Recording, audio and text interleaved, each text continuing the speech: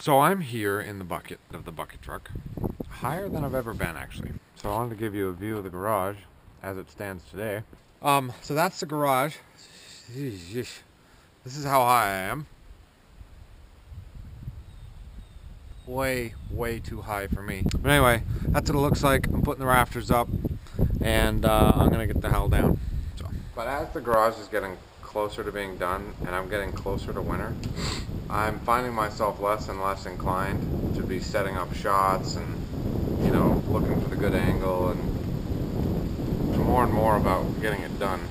So, sorry if I'm a little light on material. My goodness, it's windy today. So, yeah, I'll put up a few more rafters and then show you what's going on. So, starting on the rafters. Man, I could not wait to do this part. I already have half the rafters done on the other side, so I already pretty much have my process down. But it was a multi-step process. I had to grab the 2x10 from the pile and then throw it up through the door in the end of the garage.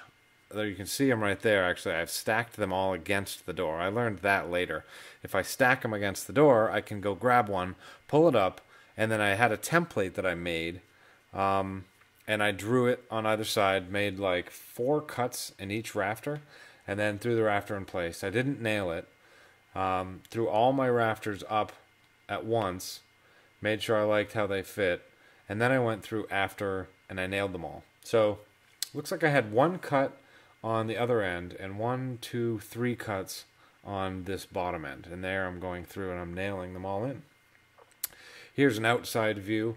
It was an interesting process. I would say that I'd do it again. What I chose to do with my rafter ends is have 2x6s instead of 2x10s for an eave thickness, or a soffit thickness. An architect that I spoke with said that it was much more attractive to have a thinner soffit instead of having a 2x10 inch or a 10-inch soffit. So that's why I was cutting it down to a 2x6 length after the bird's mouth. So, which is what sits on the top of the wall. So, my dad doesn't agree with me, but that's how I chose to do it. That way, the upper rafters could also be 2x6, and they would look the same. And I'm a big fan of having roofs that are right next to each other looking the same. So, this was the barge rafters for the eave on the gable end. I would not do it this way again. This was at the recommendation of myself and a book that I read. It's actually the only time I followed a book, the whole build process, and I don't think I would do this again.